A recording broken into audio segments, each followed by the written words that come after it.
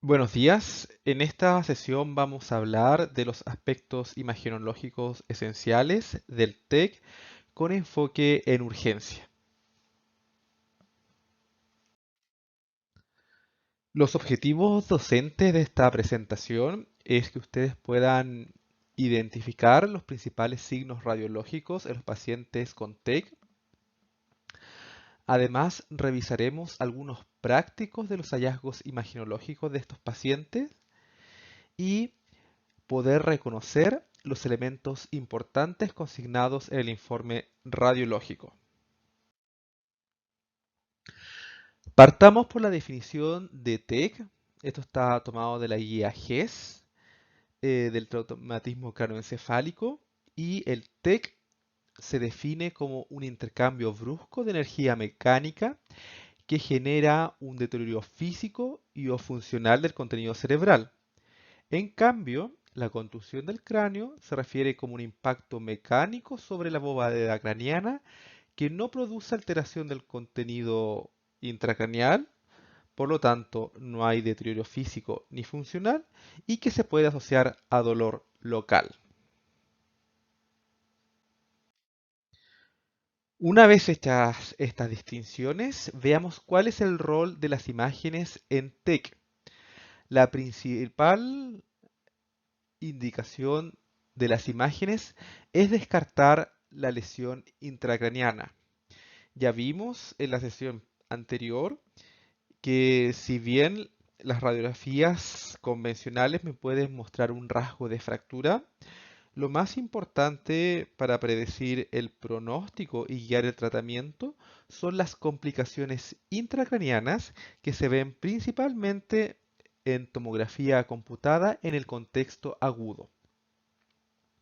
Por lo tanto, ¿cuáles son los objetivos de las imágenes? Primero que nada, identificar lesiones que requieran intervención quirúrgica o procedimientos inmediatos,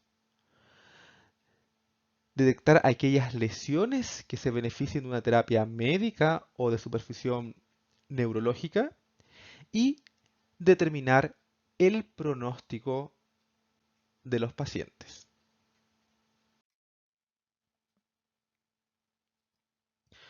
¿Cómo se clasifican las lesiones en tomografía computada? Una forma ampliamente aceptada en imagenología es la clasificación temporal y estas se dividen en lesiones primarias y secundarias.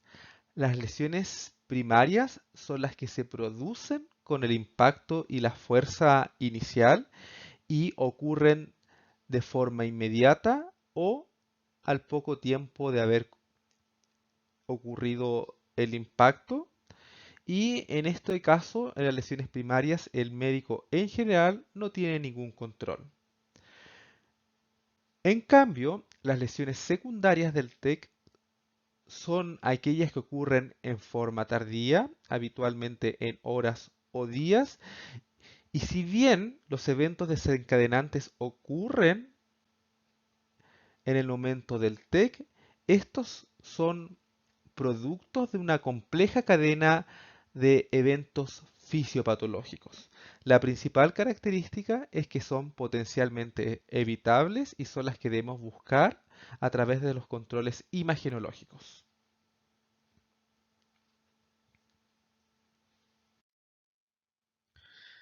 Antes de continuar, es importante definir a qué pacientes vamos a estudiar.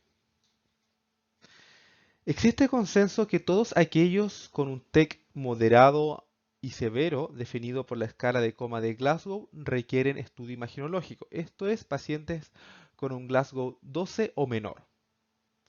Ahora, en aquellos pacientes con TEC leve, con una escala de coma de Glasgow de 13 a 15, hay una serie de criterios complementarios para el uso racional de los estudios imagenológicos.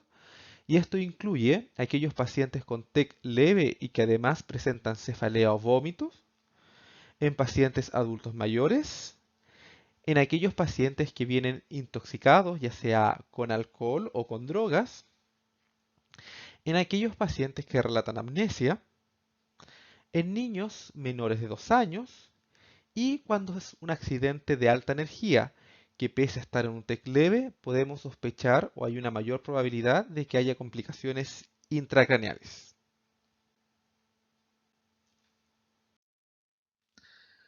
¿Y cómo estudiarlos? Con tomografía computada, ya que es el examen de elección en el contexto de urgencia. Es rápido, accesible y, como van a ver ustedes a lo largo de esta sesión, fácil de interpretar. Es importante evaluar el TEC en las reconstrucciones del paciente y no en las imágenes fuente, pues las reconstrucciones tienen un mayor espesor y al tener un mayor espesor tiene una mayor relación señal-ruido, y evaluarlo tanto en ventana con reconstrucción con algoritmo óseo y de partes blandas, y usar reformaciones en los planos axial y coronal. Vamos a ver más adelante por qué son útiles las reformaciones en el plano coronal y siempre pedir en el contexto de trauma reconstrucciones de volumen o VR o reconstrucciones 3D, que estas me aportan una mayor sensibilidad en detectar fracturas lineales que pueden pasar desapercibidas a los cortes axiales.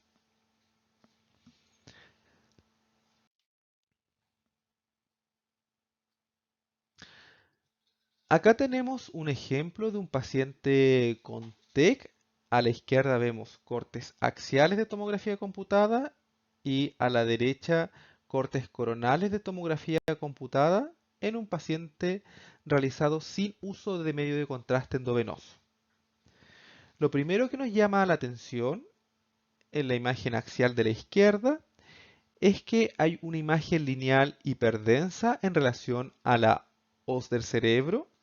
Esta es compatible con un hematoma subdural, agudo, laminar, de pequeño espesor. En la imagen de la derecha, en el corte coronal, además de este pequeño hematoma subdural, vemos que se hacen evidentes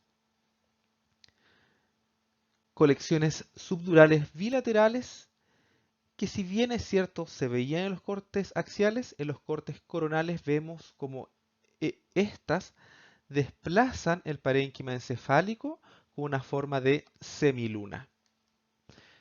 Estas colecciones subdurales bilaterales que desplazan el parénquima encefálico son isodensas, es decir, tienen una densidad similar a la corteza, por lo tanto, su temporalidad estimada es subaguda. Acá tenemos otro caso donde vemos ventana con reconstrucción ósea y a priori nada llama mucho la atención. Sin embargo, cuando hacemos el estudio volumétrico, este que se llama VR, podemos ver que hay una línea recta que se extiende desde la sutura coronal hacia la sutura lamboidea y corresponde a un rasgo de fractura que no era inicialmente evidente, y si uno lo mira con mayor detalle en la imagen inferior de la derecha, puede ver que hay una imagen lineal de dirección antero-posterior en el hueso parietal izquierdo. Acá tenemos otra visión de la reconstrucción en volumen, donde podemos ver la extensión de este rasgo de fractura tanto en el hueso parietal como en el hueso frontal.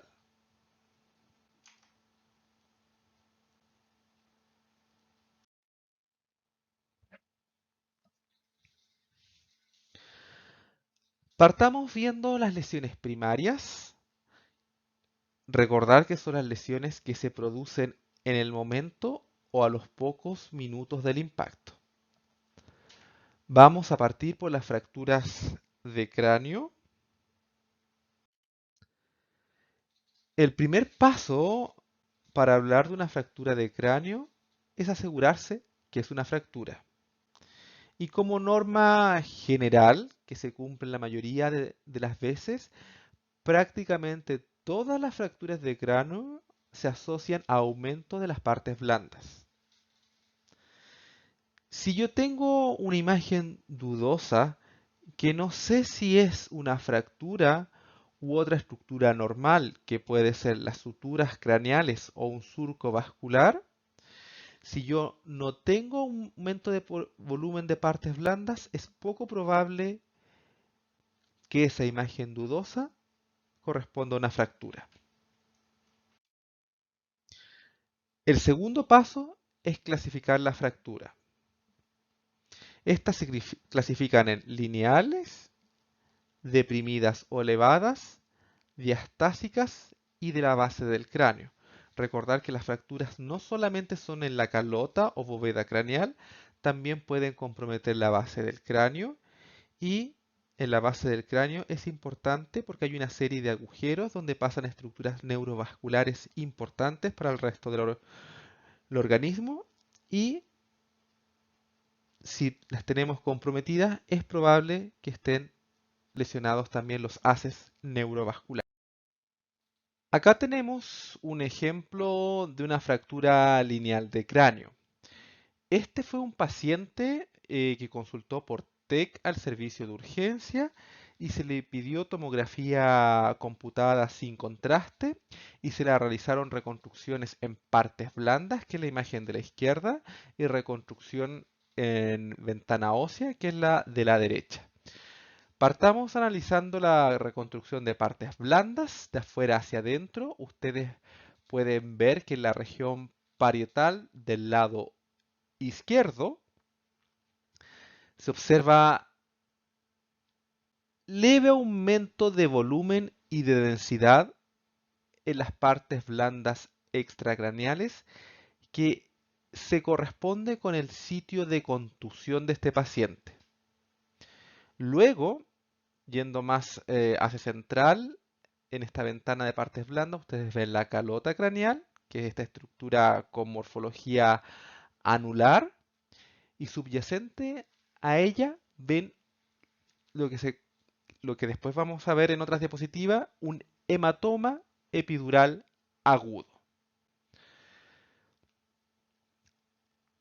Ahora analicemos la reconstrucción en ventana ósea de la derecha y ahí podemos ver que subyacente a este aumento de volumen de partes blandas y suprayacente a este hematoma epidural, vemos una fractura lineal en el hueso parietal izquierdo.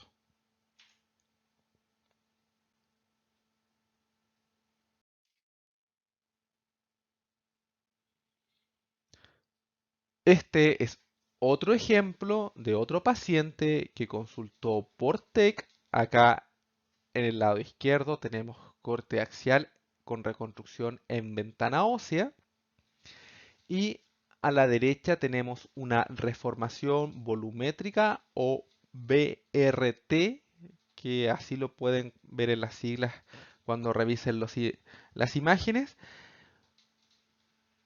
Cuando uno analiza los cortes axiales, pudiese pasar desapercibido el rasgo de fractura que compromete el hueso temporal con extensión al hueso occipital del lado derecho. Sin embargo, en la reconstrucción volumétrica es claramente evidente el rasgo de fractura.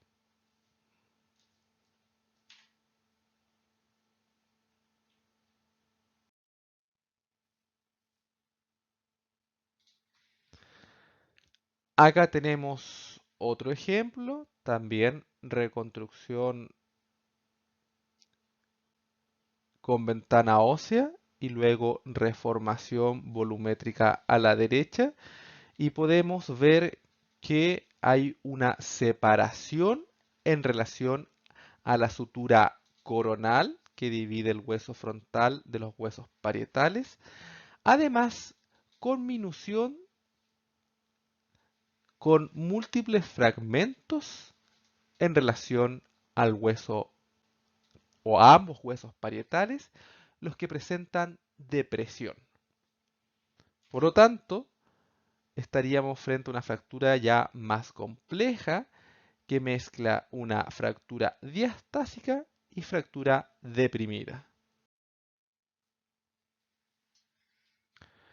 Acá tenemos otro ejemplo. Esta es la imagen de la izquierda, una reconstrucción ósea en la base del cráneo, y la de la derecha es una imagen volumétrica o BRT vista desde la base del cráneo, y podemos ver que en relación a la flecha abierta hay una fractura diastásica, es decir, separación de suturas en la base del cráneo entre el hueso esfenoidal, el hueso temporal y el hueso occipital.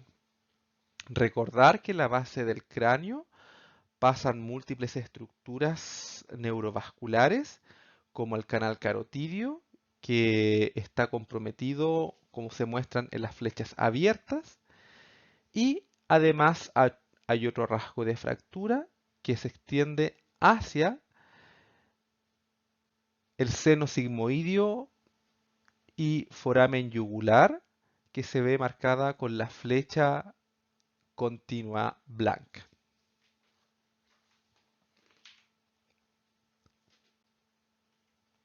Recordar que en la base del cráneo es importante describir qué agujeros y qué forámenes están comprometidos. Vamos a hablar ahora de los hematomas subdurales y epidurales. Acá tenemos una tabla comparativa con respecto a las diferencias que hay entre un hematoma subdural a la izquierda y un hematoma epidural a la derecha. Los subdurales son más frecuentes que los epidurales, y acá voy marcando en rojo las principales diferencias. El hematoma subdural se caracteriza, como su nombre lo dice, está debajo de la dura, entre esta y la aracnoides.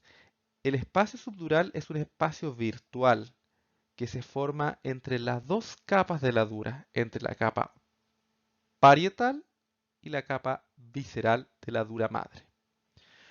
Este tiene forma de luna creciente. Como está entre las dos hojas de la dura, es capaz de cruzar las suturas, pero no puede cruzar la hoz del cerebro hacia el hemisferio contralateral, ni puede cruzar el tentorio hacia supra o infratentorial. Sí se puede extender por la hoz y por el tentorio, pero no los cruza. En cambio, el hematoma epidural es aquella colección hemática que se encuentra entre la calota y la dura madre. Tiene morfología biconvexa, ya que está delimitado por las uniones de la dura a la calota. No es capaz de cruzar suturas. Es el equivalente a un hematoma superióstico. Sin embargo, es capaz de cruzar la hoz y el tentorio. Entonces, ¿qué es lo importante de los hematomas epidurales y subdurales? Primero, clasificarlo. Si no es posible, especialmente cuando son hematomas pequeños, lo clasificamos como hematoma yuxtadural.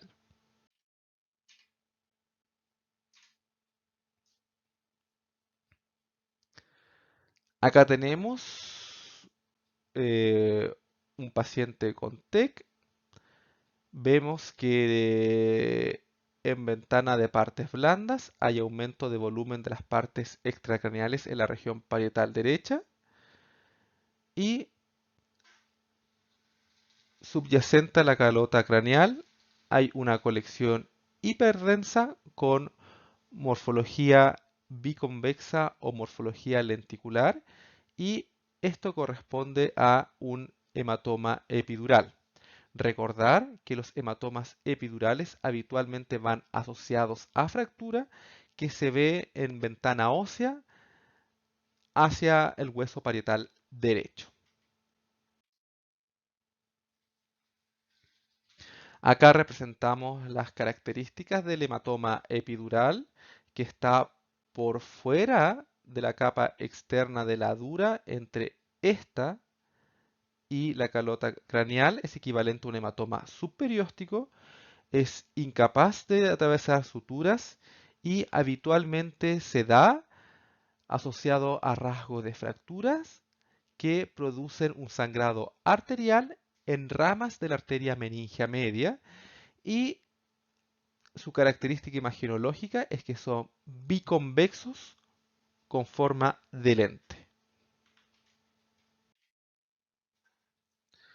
Con respecto al hematoma subdural, este se localiza entre las dos capas de la dura madre, entre la capa parietal y visceral.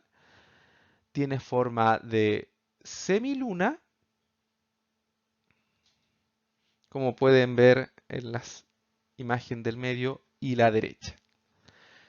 Y habitualmente este se asocia a rotura de venas puente. Es un sangrado venoso, a diferencia del hematoma epidural, que es un sangrado habitualmente arterial. Segundo, una vez que ya definimos que tenía un hematoma epidural o subdural, es definir su ubicación en relación a los huesos del cráneo. Si el hematoma está debajo del hueso frontal, será un hematoma subdural o epidural frontal. Si está debajo del hueso frontal y parietal, será frontoparietal. El tercer paso es definir el espesor del hematoma y este se define en el eje o se define perpendicular al eje mayor del hematoma. El cuarto paso es definir la temporalidad, especialmente importante en hematomas subdurales, que son relativamente frecuentes en población mayor. Vamos a ver en las siguientes diapositivas que los hematomas agudos son hiperdensos, es decir, son blancos. Los hematomas subagudos son isodensos, es decir, tienen tonalidades de grises. Y los hematomas crónicos son hipodensos, es decir, son más cerca del color negro. Y el quinto elemento es definir el efecto de masa que tienen sobre el parénquima subyacente y si producen o no síndromes herniarios y qué hernia encefálica produce.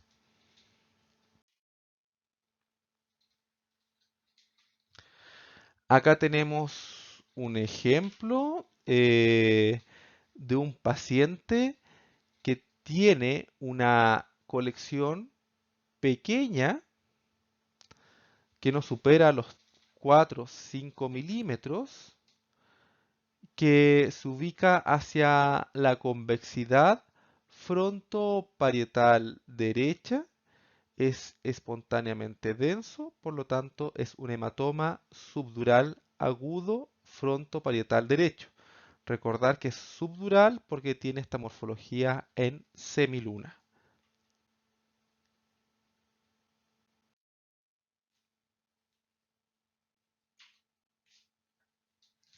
Acá tenemos otro paciente, un paciente adulto mayor, en donde vemos dos o vemos colecciones bilaterales que tienen la particularidad de que son capaces de atravesar la sutura coronal, es decir, compromete tanto el hueso frontal como parietal en forma bilateral, pero no atraviesa la línea media, es decir, o como pueden ver ustedes en la imagen, tiene un vértice anterior.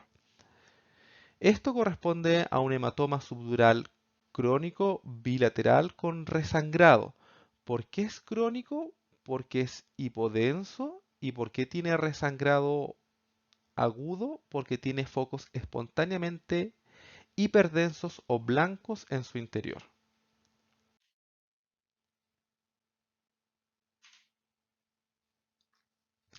Acá vemos cómo hay que medir un hematoma, en este caso el hematoma epidural agudo parietal izquierdo, que ya hemos visto en ejemplos anteriores. Se ve en el plano perpendicular al eje mayor de la colección, en este caso y habitualmente para las colecciones subdurales y epidurales, el mejor plano para medirlo es en el plano coronal.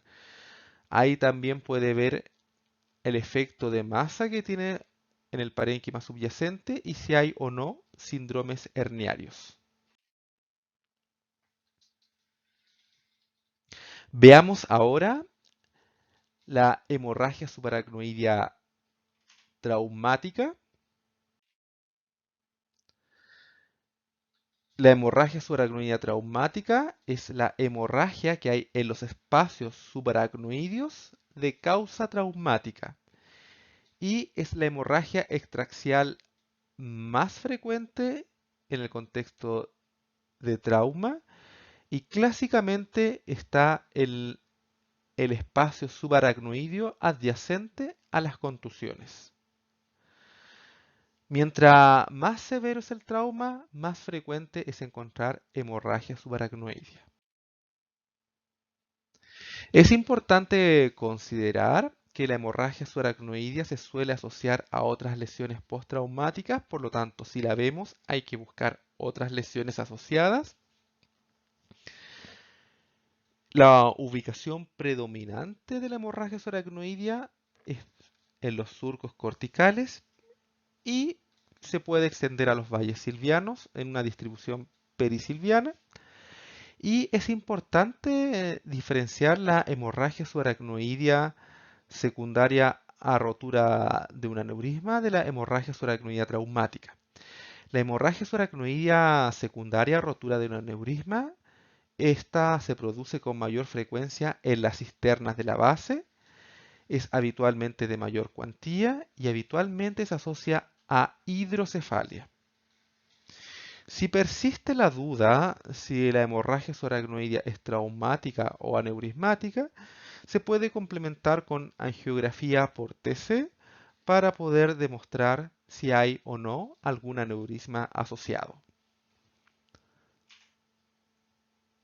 Y es importante recordar la clasificación de Fischer, que a lo mejor ustedes vieron en sus cursos de neurología, se usa solo para la hemorragia subaracnoidea de causa aneurismática, no se usa para la hemorragia subaracnoidea traumática. Aquí tenemos diferentes ejemplos de hemorragia subaracnoidea. En esta primera fotografía vemos que a nivel del surco central, en la región, en el hemisferio cerebral derecho, este es espontáneamente denso. Y esta densidad espontánea está dado por contenido hemático en el espacio subaracnoideo. Acá vemos otro paciente que tiene hemorragia subaracnoideo de surcos corticales en la región frontoparietal derecha que también se ven espontáneamente densos. Es importante destacar que esta hiperdensidad espontánea no va rodeada de hipodensidad que pudiese orientar más que nada a una contusión hemorrágica. En este caso, solamente hay hiperdensidad de surcos, es decir, hemorragia subaracnoidea. Y visto este paciente en corte más caudales, vemos que la hemorragia subaracnoidea es solamente de surcos y leve en los valles silvianos y no hay hemorragia subaracnoidea en las cisternas de la base, lo que es compatible con un patrón de hemorragia subaracnoidea traumática. Acá tenemos otro paciente donde lo primero que llama la atención es un hematoma parenquimatoso frontal derecha compatible con un AVE hemorrágico, ¿cierto? Producto de su AVE hemorrágico, este paciente sufrió un TEC, posiblemente perdió el equilibrio Y a consecuencia del TEC vemos que hay un pequeño hematoma subdural laminar, además de focos de hemorragia subaracnoidea hacia los surcos en la región parietal derecha, que son estos surcos espontáneamente densos. Acá tenemos otro paciente que también su motivo de consulta fue TEC, sin embargo este paciente lo encontraron inconsciente con un traumatismo encefalocraniano y se ve en este estudio tomografía computada sin contraste que hay, por un lado, hiperdensidad espontánea en los espacios aracnoides de las cisternas de la base, además de los surcos corticales, y este paciente tiene hidrocefalia, es decir, hay una dilatación desproporcionada del sistema ventricular comparado al colapso de los espacios subaracnoideos. Este patrón hizo pensar que la causa de su hemorragia subaracnoidea era una rotura neurismática, motivo por el cual se solicitó un estudio con AngioTac y acá se pudo demostrar, como muestra la flecha de la derecha, que el paciente tenía un aneurisma en relación a la punta de la basilar. Entonces, importante diferenciar la hemorragia subaracnoidea de causa traumática de la neurismática. La traumática es de menor cuantía y de los surcos adyacentes al sitio de contusión. En cambio, la aneurismática es de mayor cuantía, afecta a las cisternas de la base y produce hidrocefalia.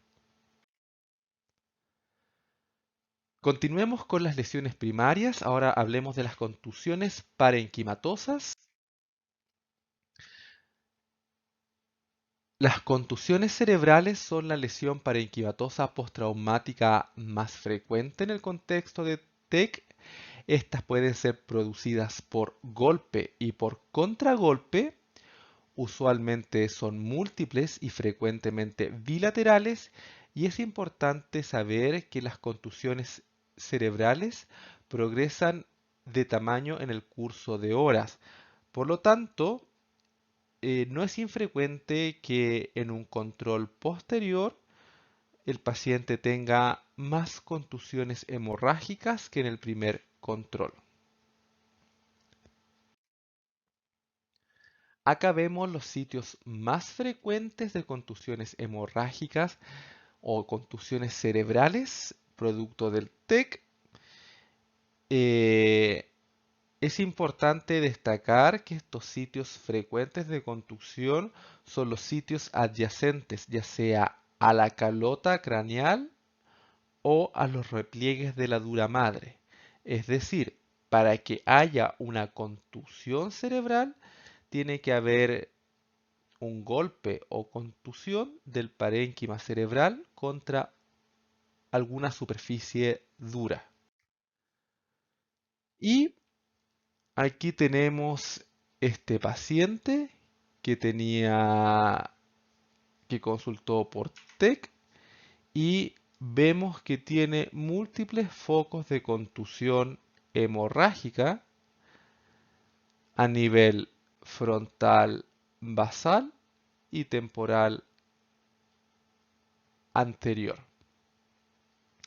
Estos son focos de contusión hemorrágica porque son lesiones densas que están en el parénquima y que están marginadas por hipodensidad o edema vasogénico, ¿cierto? Además, este paciente tiene hemorragia subaracnoidea en la región del valle silviano y algunos surcos corticales y unos pequeños hematomas subdurales laminares hacia la región frontal derecha.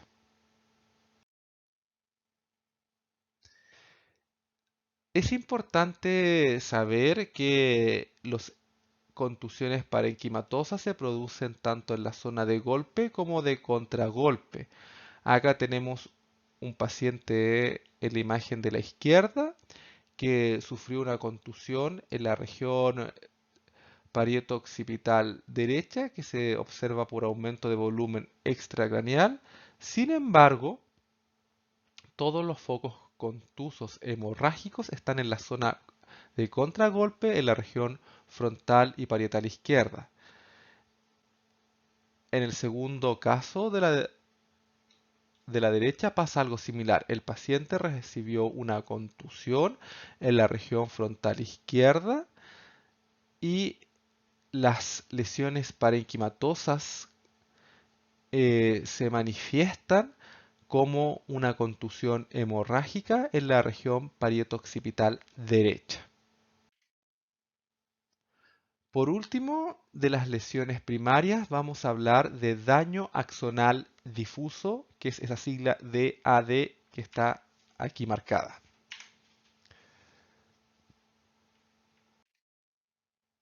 El daño axonal difuso, como su nombre lo implica, es un daño que se produce en la sustancia blanca en forma difusa y es producto de las fuerzas de cizallamiento, aceleración, desaceleración y rotación que se producen a consecuencia del trauma.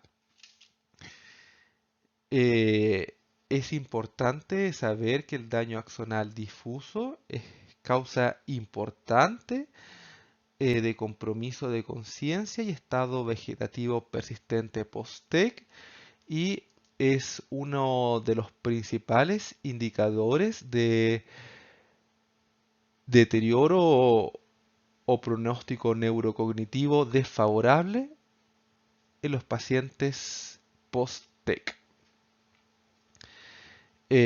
Corresponde a la segunda lesión parenquimatosa postraumática más frecuente y se caracteriza por comprometer la sustancia blanca subcortical, el cuerpo calloso y el aspecto posterior del tronco.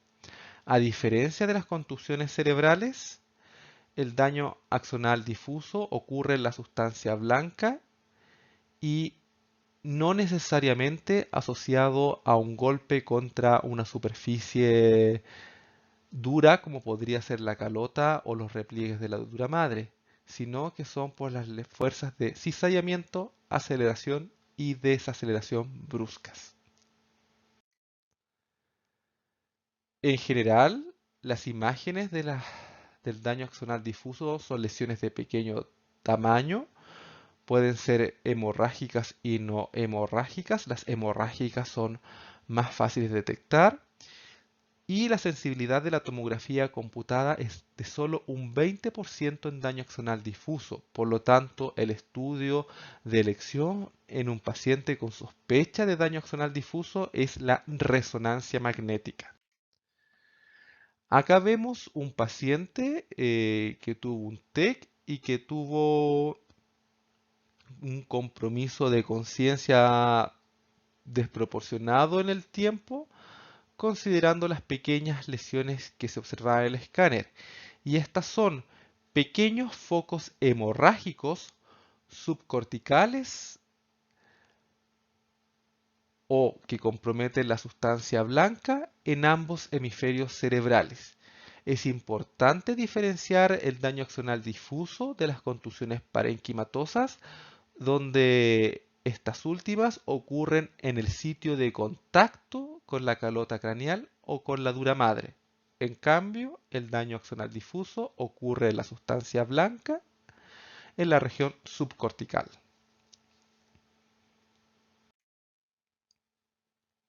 Acá tenemos una imagen de resonancia, una secuencia que se conoce como T2 de gradiente o T2 estrella, donde es más fácil detectar el daño axonal difuso y este se manifiesta por estos múltiples focos de baja señal o focos negros que están adyacentes a la superficie de los ventrículos laterales en relación al cuerpo calloso y en la sustancia blanca de los centros semiovales.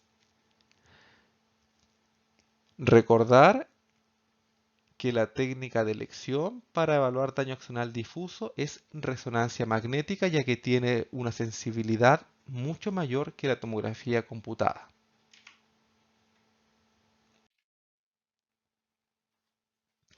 Ahora vamos a hablar de las lesiones secundarias del TEC. Recordar que son las que se desarrollan o las que aparecen imaginológicamente horas o días después del impacto inicial. Y es importante que los controles sucesivos que hagamos de un paciente con TEC buscar los siguientes elementos. Si el paciente va desarrollando edema cerebral, si está haciendo herniaciones encefálicas, si está haciendo lesiones isquémicas o si está haciendo hidrocefalia. El edema cerebral, ¿cómo lo reconocemos? Cuando hay menor amplitud del sistema ventricular y de los espacios subaracnoideos. Por eso es fundamental comparar con el estudio inicial. Además, hay una pérdida de diferenciación de la sustancia blanca y de la sustancia gris. Acá vemos un paciente en controles sucesivos post-TEC evidenció, bueno, además de los hallazgos que ya pueden ver ustedes que existe hemorragia subaracnoidea a nivel de los surcos corticales, evidenció progresivamente disminución en la amplitud de los espacios subaracnoideos y del sistema ventricular con pérdida de la diferenciación entre la sustancia gris y la sustancia blanca. Si uno analiza este examen en forma aislada, puede que no sea tan evidente, pero al comparar con los exámenes previos, los signos de edema cerebral son más evidentes. Hablemos un poco de hernias encefálicas. Estas se refieren al desplazamiento de estructuras encefálicas de un compartimiento a otro y no son exclusivas del TEC, sino que son secundarias a cualquier lesión expansiva intracraneal. Acá tenemos un esquema de las principales hernias encefálicas. La con número 1 corresponde a la herniación subfalcina, que es la herniación del parénquima encefálico debajo de la hoz del cerebro. Esta habitualmente compromete la circunvolución del cíngulo y se puede complicar con lesiones isquémicas a causa de la obstrucción que produce en la arteria cerebral anterior. Las herniaciones numeradas con 2 y 3 son las herniaciones transtentoriales descendentes. La numerada en 4 es una hernia transtentorial ascendente. Tanto la transtentorial descendente como la ascendente pueden tener complicaciones isquémicas derivadas de la compresión de las arteria cerebral posterior o de la arteria cerebelosa superior. La, el- la herniación numerada en 5 corresponde a la herniación tonsilar o de las amígdalas cerebelosas y la numerada con 6 corresponde a una herniación transcraneal habitualmente por un defecto a nivel de la calota craneal. Acá tenemos un paciente con TEC complicado donde vemos, aparte de hematomas subdurales, bilaterales y hemorragia subaracnoidea, vemos que hay desviación del parénquima encefálica con herniación bajo la hoz del cerebro, compatible con una herniación subfalcida. Acá vemos otro paciente que tenía una herniación transtentorial descendente bilateral. Tenemos cortes axiales a la izquierda y cortes sagitales a la derecha, donde en los cortes sagitales es más evidente el descenso mesencefálico bajo el tentorio. Acá tenemos otro paciente que tuvo una contusión hemorrágica en el lóbulo temporal y a consecuencia de esta tuvo una herniación uncal que corresponde a una forma inicial de una hernia transitorial descendente unilateral en la que se compromete solamente el uncus del hipocampo. En esta presentación vimos los aspectos más importantes a saber en el enfoque imaginológico de urgencia del TEC. Es importante recordar que siempre cuando ustedes evalúen un paciente con TEC y le pidan imágenes, lo evalúen en reconstrucciones con algoritmo de partes blandas o de cerebro y algoritmos de reconstrucción ósea. No olvidar que el plano coronal aporta mucha información y no olvidar que las imágenes BRT o volumen o 3D aportan mucho en detectar fracturas que pueden pasar desapercibidas. También no olvidar que es importante diferenciar una hemorragia subaracnoidea traumática de una causa aneurismática. Esto porque el tratamiento y el pronóstico son totalmente diferentes y que en los controles hay que buscar dirigidamente herniaciones encefálicas y signos de edema cerebral, donde es fundamental comparar con los estudios previos. Aquí les quise poner unos casos clínicos para afianzar los conceptos que hemos visto en esta charla. En este caso número 1 es un paciente de 68 años que se le pidió estudio con tomografía computada sin contraste por TEC y la pregunta es ¿cuál de los siguientes hallazgos están presentes?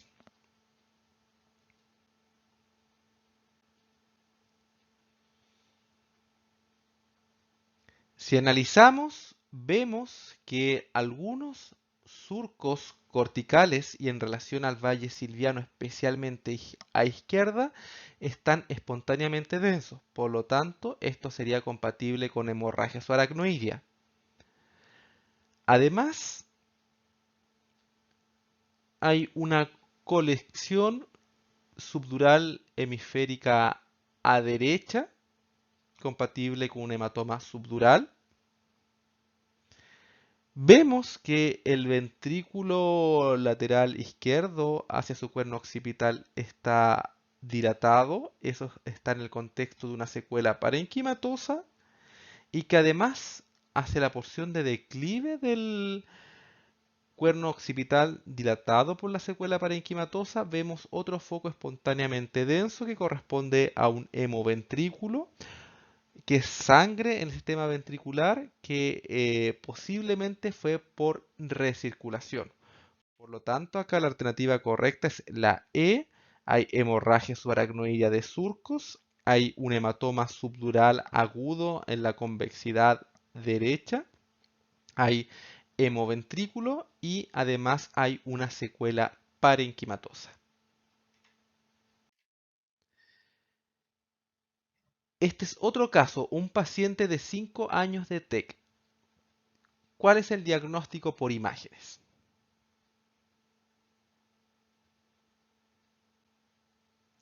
Acá el hallazgo está en relación al tentorio del lado derecho, que se ve como una imagen lineal espontáneamente densa.